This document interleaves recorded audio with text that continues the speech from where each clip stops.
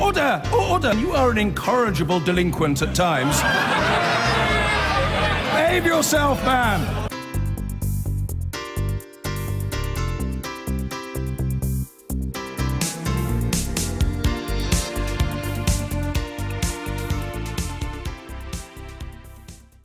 The Chancellor, Philip Hammond, has put Britain's future economic prosperity centre stage in any Brexit deal. In particular, Mr Hammond called for a jobs-first settlement. He also wants immigration to be managed but not shut down altogether. Labour says the Chancellor is distancing himself from the Prime Minister's tough line on Brexit, accusing the Cabinet of being in disarray over the issue. The Chancellor's comments come on a day when the Governor of the Bank of England has warned of the risks of the Brexit negotiations. Here's our economics editor, Kamal Ahmed.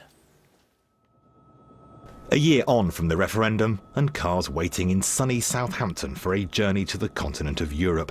Exports to the European Union like these are a key driver of our economy, an economy the Chancellor said would now be at the heart of those complicated Brexit negotiations. Speaking at the Mansion House in central London, Philip Hammond said without a flexible deal with the EU, the economy could be at risk. That when the British people voted last June, they did not vote to become poorer or less secure. They did vote to leave the EU, and we will leave the EU. But it must be done in a way that works for Britain, in a way that prioritises British jobs and underpins Britain's prosperity. Alongside Mr Hammond today, the Governor of the Bank of England. He said that Brexit was likely to make people poorer and that there would need to be a transition period after the completion of the Brexit process in 2019. Now, monetary policy cannot prevent weaker real income growth that's likely to accompany the transition to new trading arrangements with the EU. It can support households and businesses as they adjust to such profound change. The two great economic offices of state. Here's the Bank of England, and about 2 miles down the road that way, the Treasury. And the leaders of those two institutions, I think, came together today to make one big point about Brexit. Put the economic wealth of Britain first, they both said, even if that means some sacrifices on those controversial issues of sovereignty and strict controls on immigration. Another port, another city, Belfast. Mr Hammond and Mr Carney spoke about struggling consumers weary of austerity, and shoppers today admitted that they were feeling the pinch. Well, I think things maybe are going up in price a wee bit, and obviously if wages aren't going up, then people will be feeling the pinch that bit more. At the moment, I haven't really seen much of a difference. There's a lot more offers and things in the supermarkets. I think we have gone up. They don't really match the wages, like, to be honest with you. Higher prices, Brexit, the need for a good deal. There were plenty of warnings today, but the economy has been far stronger than people expected since the referendum. I don't think there's any doubt that since the Brexit referendum, the pound has fallen. Now, it's glass half full or half empty. Clearly that's meant that there's higher inflation, and that's had a knock-on effect for real incomes. But on the other hand, it's been a much needed boost to exports. We really did need that boost because the currency was overvalued. It was a day for stepping back and taking the wider view on the economy.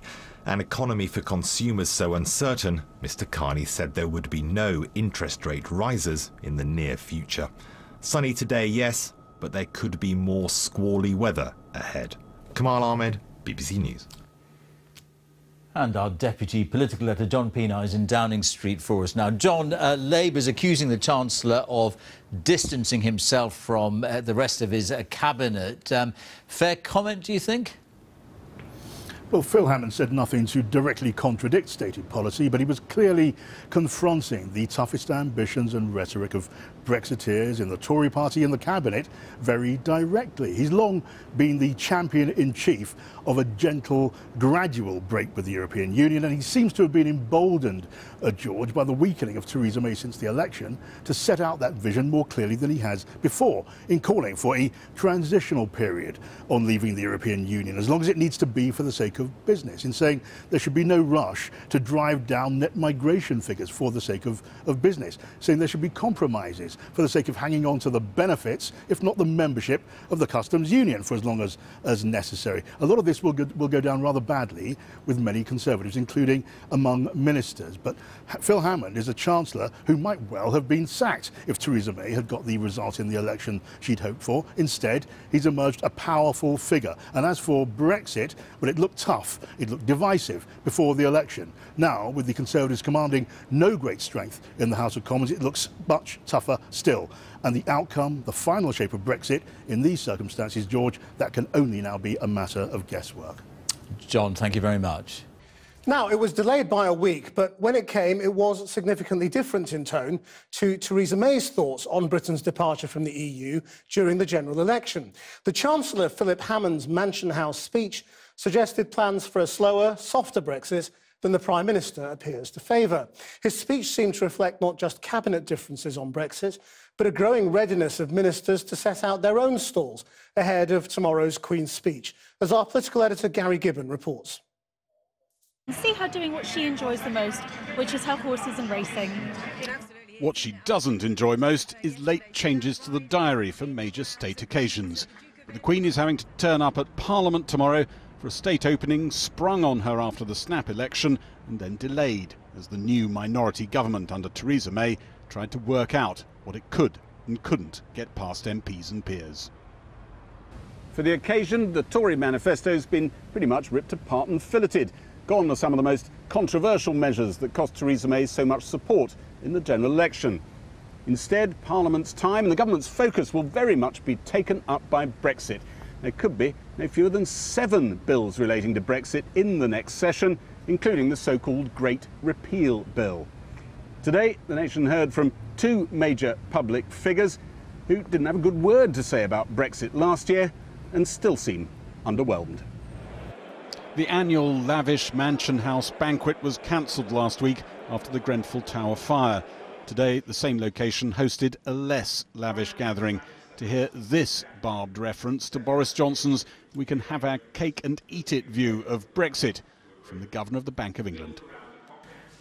Depending on whether and when any transition arrangement can be agreed, firms on either side of the Channel may soon need to activate contingency plans. And before long, we will all begin to find out the extent to which Brexit is a gentle stroll along a smooth path towards a land of cake and consumption. The Chancellor told the same gathering there would be audible sighs of relief if Brexit actually produced a business-friendly agreement. He was suggesting government needed to row back from what he thought were plans that could damage business. I've said before, and I remain clear today, that when the British people voted last June, they did not vote to become poorer or less secure. They did vote to leave the EU, and we will leave the EU. But it must be done in a way that works for Britain, in a way that prioritises British jobs and underpins Britain's prosperity. The Chancellor's signalling to business that he's ready to be an advocate inside government for a 2 to 3 year period of implementation after Brexit, in which, as far as business is concerned, very little changes. But to get there, he's got to persuade suspicious colleagues inside government and maybe even reach out across the party divide.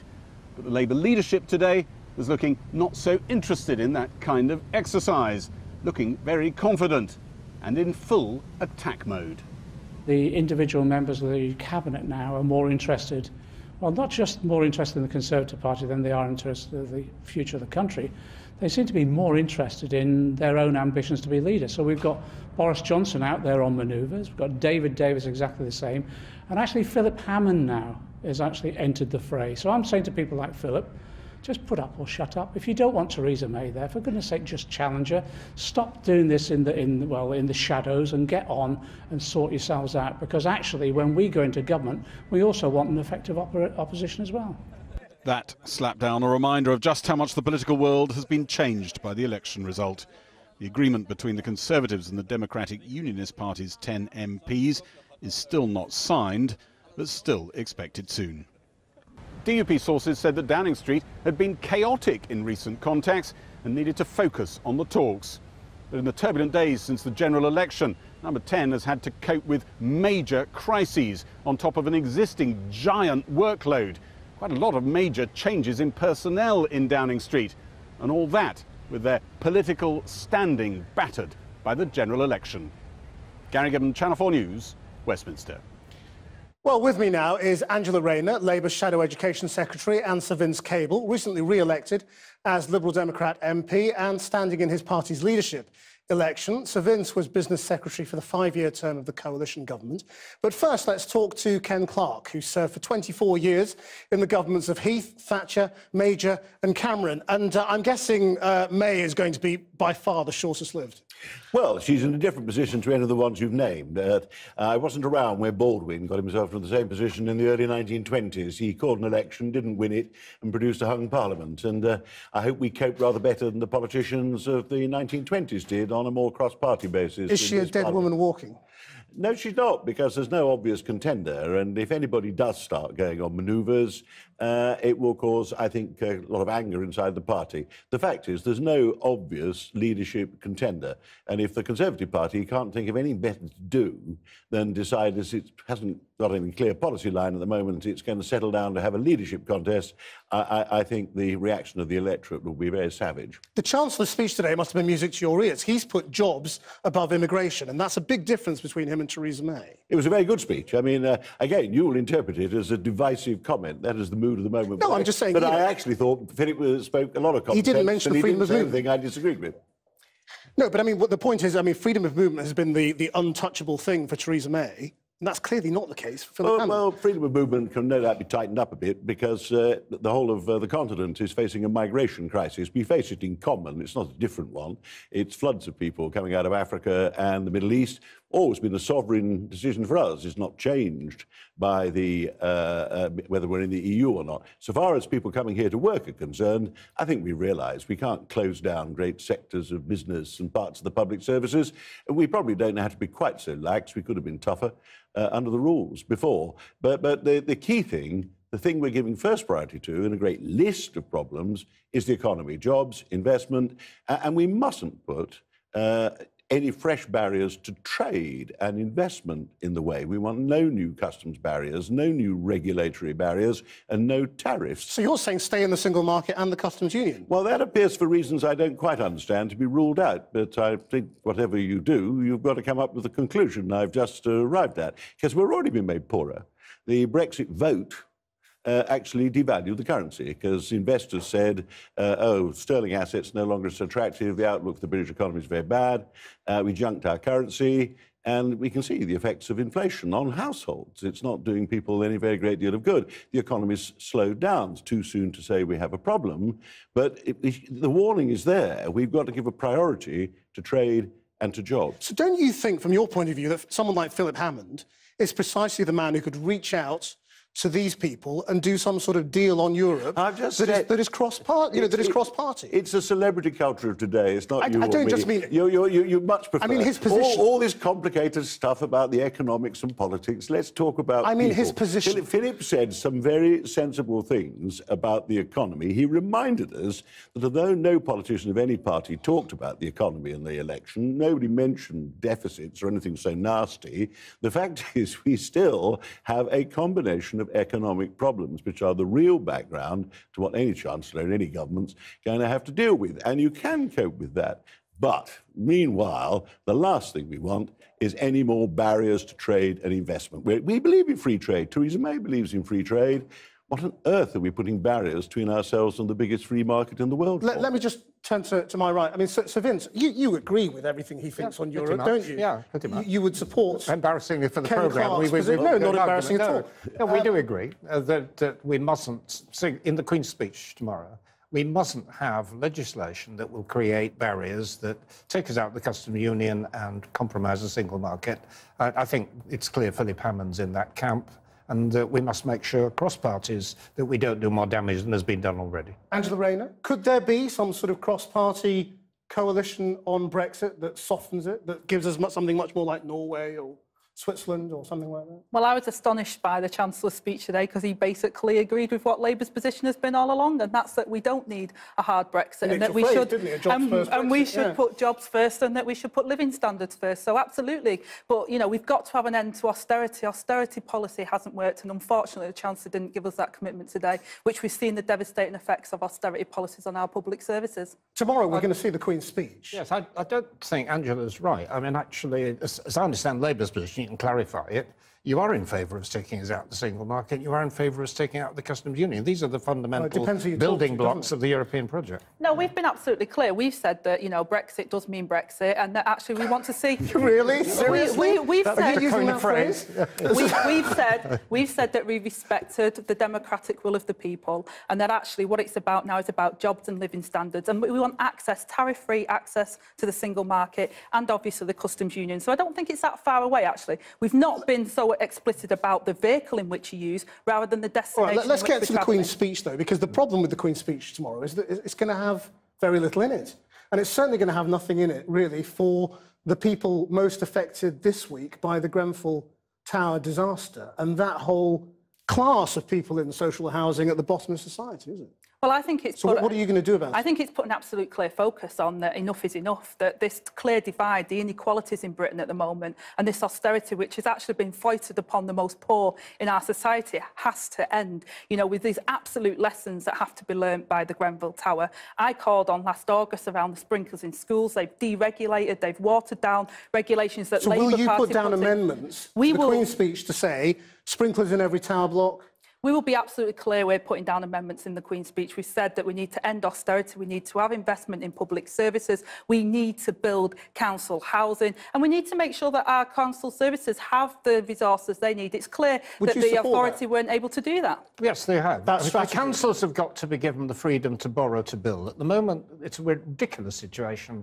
Local councils can borrow money from the Public Works Loan Board and invest in speculative commercial investment the other side of the country.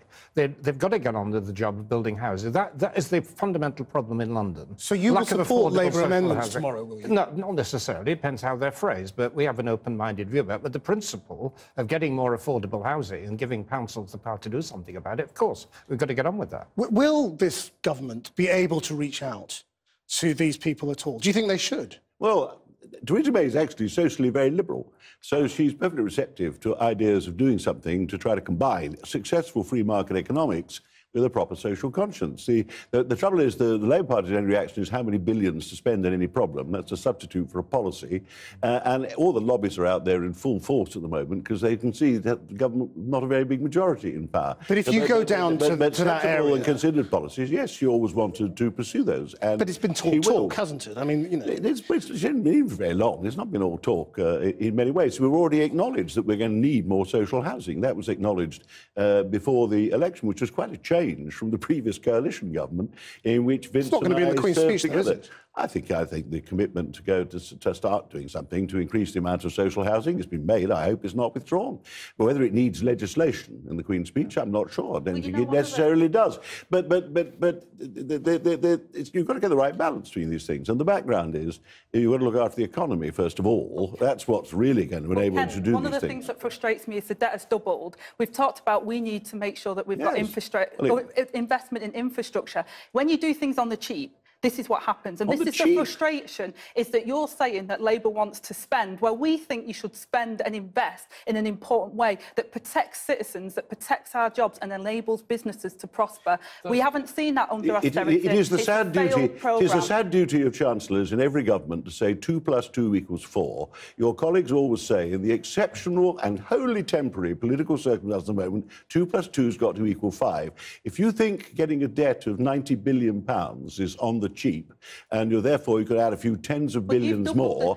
Your lot took us into 2008, and you mustn't take us back again. Isn't the trouble? Getting back to the mainstream just hold on a second, Kenneth. I mean, isn't the trouble that the people who have been affected by the Grenfell Tower disaster this week look at this discussion and go, nothing's changed? And something has to change in order to reach out to those people. Somebody has to study the fire regulations and what went wrong. That is, your minister. Indeed, there were attempts to water down the fire regulation. Was in the coalition, and we stopped it, actually. The Labour Party. To go back to your fundamental question about public spending, of course, governments have got to be prudent. But there are some key areas. I mean, policing is one. Schools are another because of the new formula and the problem it's created. And those are the areas where the government's got to identify additional resources. They can't spend more money on everything, but there are some key priority areas. You can look at some of these things. And at the moment, if we are going to have to accept that some easing of austerity, as it's called, should be allowed, as both the major parties pledged everybody that nobody was going to have to pay any more tax of any kind, you know, all kinds of daft things were put into the manifestos of both parties, a chancellor is going to have to explain to people that, you know, some taxes go up sometimes, some go down sometimes, and if you're not careful, if you decide to give in to every lobby and start handing out money, taxes would have to go up rather a lot. We're just in the last 4 seconds. But I think people have seen tax cuts to the rich at the same time as the poor getting poorer, and you cut the regulations on fire rescue, and you also voted down our amendment on making sure that houses were fit for human habitation. People have seen that, and people can see through the austerity agenda. You say you're going to spend billions, but nobody's going to have to pay any more tax. I mean, it's borrowing and printing. But we're refighting the election and we're refighting the follies of 2008. Yes. It is possible we must leave it there, unfortunately. Centrist government with some cross-party support to pursue sensible policies in the long-term national interest on the economy and on Brexit. We are refighting the election campaign, and we might well be, I suppose, before too long. Thank you all very much indeed for coming in. There was something vaguely absurd about the prospect of a horse-drawn coach and pageantry when the government is in such a state of uncertainty itself. Perhaps it was that dawning realisation that led to a stripping down of the pomp and ceremony of tomorrow's Queen's speech.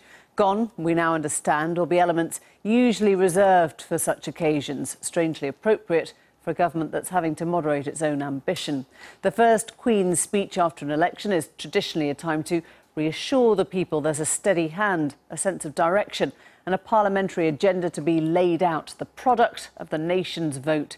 This time, it's all less clear. We return to minority government with as yet no DUP deal and a weakened leader at the centre.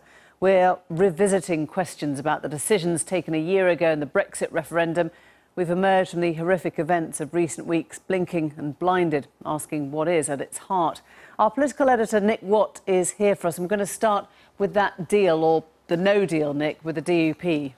Well, the mood music between the DUP and the Tories didn't look exactly great today. Over at Stormont, the DUP said the Tories mustn't take them for granted. Now, it does feel to me that there will be a version of a supply and confidence deal. That's not a full coalition, possibly on Thursday this week. And as I understand it, the DUP is looking at two core principles. In the first place, as unionists, they would like to get gains for the United Kingdom as a whole, so maybe the pension triple lock will survive. But they also, in the second place, do want gains for Northern Ireland. But crucially, what they're saying is these will not be for the DUP. They will be for Northern Ireland as a whole, a big emphasis on building up and improving what they describe as Northern Ireland's creaking infrastructure. And where do you see us tonight on Brexit?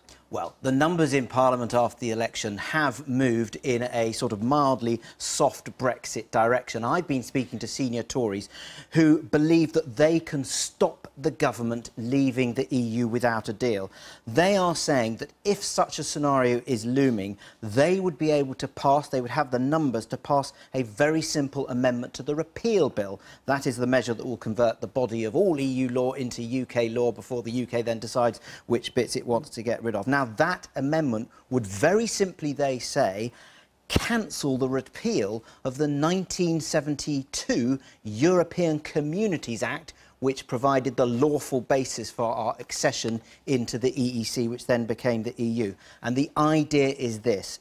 They want to discourage the government from going down the no-deal route by saying we in Parliament could complicate Brexit by effectively obliging ministers to go back to the EU and ask for an extension of the Article 50 negotiations. So look, Westminster now has a very different feel with a minority government. So I've been looking at how tomorrow might pan out. As the UK basks in glorious sunshine, you could be forgiven for thinking we've stepped back in time. It was 4 decades ago that Britain experienced a prolonged heatwave and life under a government with a tenuous grip on Parliament. Westminster will be treated to a familiar sight tomorrow as Her Majesty breaks into Royal Ascot to deliver her delayed Queen's speech. The pomp and ceremony, slimmed down in the circumstances, will suggest that the ship of state sails on in magisterial style. But this will be a minority government that will have to cut deals to survive. Theresa May had hoped to secure a deal with the DUP by tomorrow. That has still not been agreed, giving a taste of how challenging this Parliament will be for the Tories. There's a good chance it will be similar to the 70s, given the government's in a minority, so on significant votes it'll need to have a full turnout. It will depend on the measure. Don't forget the government is a minority in relation to all other parties, not in relation to the opposition. And it could be trench warfare as well in terms of committees, not just on the floor of the House. Labour plans to make life very difficult for the Prime Minister amid high hopes that a second election may have to be called. When we've just had a new Parliament re-elected and the Conservative manifesto was actually trashed before the election was even over, you wonder why they want to be in power when they don't have a programme. And in the end, we have to move forward as a society with a government that knows what it wants to do, with a programme to make society better, instead of one that's adrift. And I think that that is the danger post this election for the current Conservative government. The Queen will travel along this well-trodden route tomorrow, though the day will have a slightly less formal feel about it. Her speech will herald a Parliament that will ultimately be defined by Brexit. There will be a series of bills to provide a legal basis for the UK's new life outside the EU. But the election has changed the parliamentary numbers, and senior Tories now believe there is a majority to stop a so-called hard Brexit. That is, leaving the EU without a deal. The outcome of the election does put tremendous pressures on the government, obviously in relation to the actual negotiations themselves, but now in relation to the House of Commons, because the pressures it places on government are twofold. One is in relation to its own supporters, the other is in relation to the rest of the House of Commons.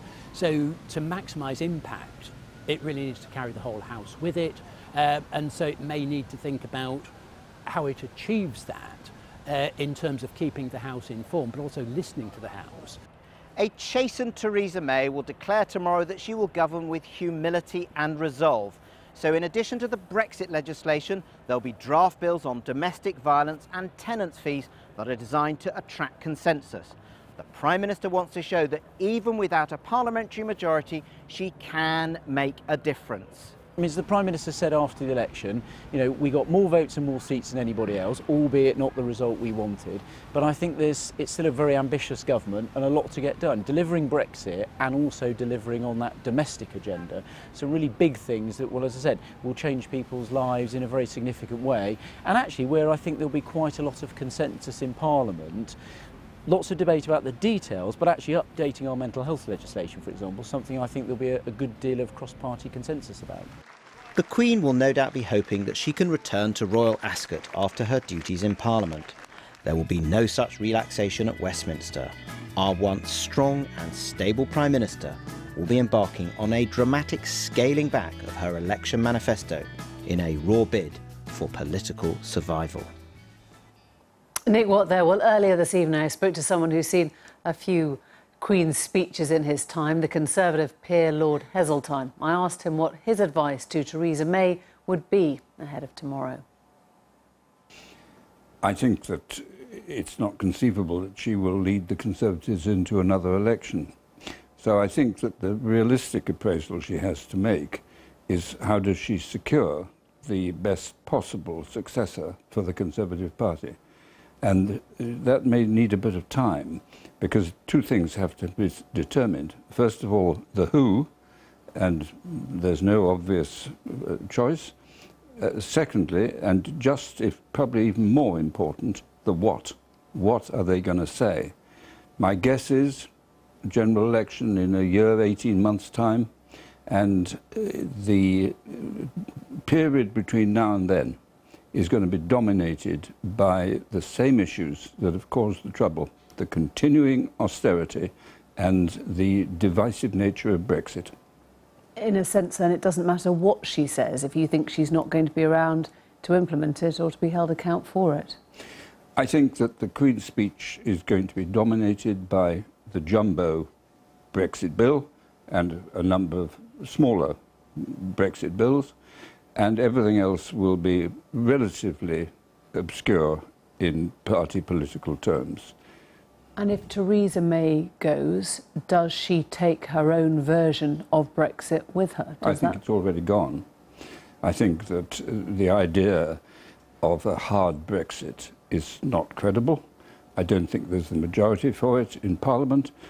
We have a split cabinet, we have a split country, and the opening shot, if you like, yesterday, the first meeting, we lost the argument on the issue of the bill we're going to have to pay. We wanted to get on to the trade issues, vitally important. The French and the Europeans said no.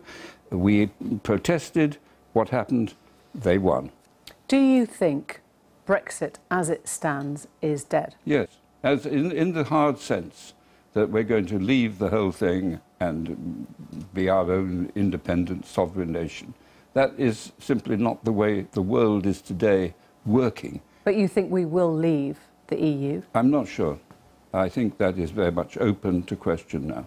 You, sir, are a staunch, unashamed Remainer. There'll be many here saying you're just hearing what you want to hear right now. Well, it's not really what I want to hear, because I'm seeing my country humiliated. You know, though, that a change in leadership would be done by Tory party members, and they are overwhelmingly in favour of a robust Brexit. Or do you think that there should be another coronation of the kind we've just seen? It would be better if there could be an agreement that wasn't as a consequence of a divisive leadership struggle. What do you mean? Well, the leadership struggle is already beginning. I mean, great protests of unity. We all know the form. No, no, no, under no circumstances. But the friends of each of the potential participants are canvassing the House of Commons, looking for support. That's how it happens, and you can't stop it.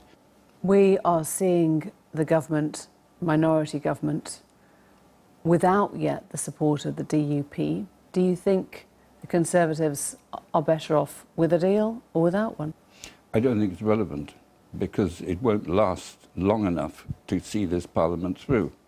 Simply the by-election phenomenon, which will start unavoidably and will reflect public disquiet, which is always there in the midterm, is a bigger threat than can be met by what looks like a very fragile relationship, if it happens, with the DUP. So is there anything that Theresa May can say tomorrow which would give her the authority to reset the clock and start again? I think that it will need a new leader to do that. Lord Heseltine, thank you. Thank you. Well, we did ask the government for an interview, but they declined, so let's talk to their designated surrogate, Tory MP Chris Philp. Nice to have you here, and I suspect there'll be a lot you disagree with in that interview. Chris Philp, he painted a picture, Lord Heseltine, of a leader on borrowed time. Well, I don't recognise that. There's a lot in Lord Heseltine's comments I disagree with.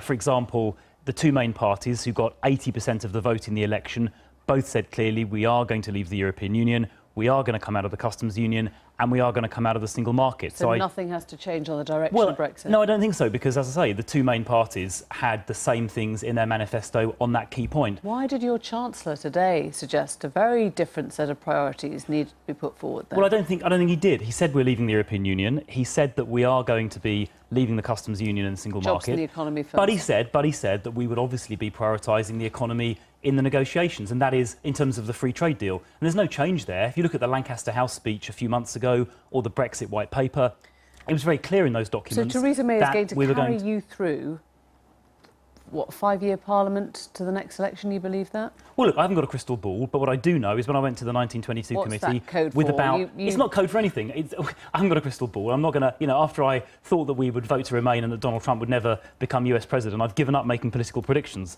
What I do know is that the 1922 committee, about a week ago, all of my parliamentary colleagues, about 320 of us, you know, were cheering the Prime Minister who came back having beaten the Labour Party by 60 seats and 1 million votes, and we were all firmly behind her. Do you agree that the manifesto as was has been ditched, and what we're going to see tomorrow is something has to be much more consensual? Well, I'm actually quite excited by the Queen's speech and by what we can do for our country in the coming years, particularly in terms of helping people on low incomes, helping people who are just about managing. So I'm expecting and hoping to see in the manifesto, in the Queen's speech tomorrow, confirmation that we're going to keep on putting up the minimum wage. We're going to raise those tax thresholds to help people on lower incomes avoid tax. Police cuts? And, well, we've already said, I think a year or two ago, we're going to protect police budgets. So the police budget is protected already. That's different, isn't it? Police funding, though, is the end to specific police cuts, which have been going ahead, which we're now hearing won't be taken. Well, I think there was so the police budget is being protected and has been for 2 years. Now, there was a proposal to change the way it was allocated between different regions, and it may be that you're referring to. What I'm saying is, will it change direction? We've heard lots of things like she won't cancel free school meals for kids, she won't take away much-needed funding for police on the front line of terror. Is this a new direction that you support and that she needs to go with? I think there were some messages to learn from the election, which I think will be listened to. But on the terror funding point, we are spending, I think it's £2 billion extra on anti-terrorism. That was announced about a year ago, so there is more money going into that, which is quite right. The DUP, where are we now with that? I mean, you heard Lord Heseltine say it was irrelevant because there simply won't be a government for very long. Well, I just don't agree with Lord Heseltine. I saw last week 320 of my colleagues enthusiastically supporting the government. I think... Just on the DUP specifically, then? Well, look, I mean, the deal clearly hasn't been reached. Clearly, the government and the Prime Minister have been busy this week with the Brexit negotiations and that awful fire. I'm confident there will be an arrangement reached by the time of the vote on the Queen's speech, and you're which is about a week. looking forward to a deal with the DUP? Well, I think there'll be a sensible arrangement. They don't want to see Jeremy Corbyn running the country any more than we do, and I'm sure an arrangement will be reached. Of course, it's not going to be a full coalition. It's going to be a confidence and supply arrangement where they support the government on key votes. Does it make you gulp going into government with the DUP? We're not going into government with them. It's a confidence. It's not a full coalition like the Lib Dem thing a few years ago. It's a confidence and supply arrangement. That's right, where they support us on key votes. And I think that will happen, and we'll deliver things like the energy cap we haven't talked about. That's a fantastic thing that'll help ordinary families. £8 billion extra for the NHS, £4 billion extra for schools. Okay. I'm looking forward to delivering those things to help our country in the future. Chris, thank you very much indeed.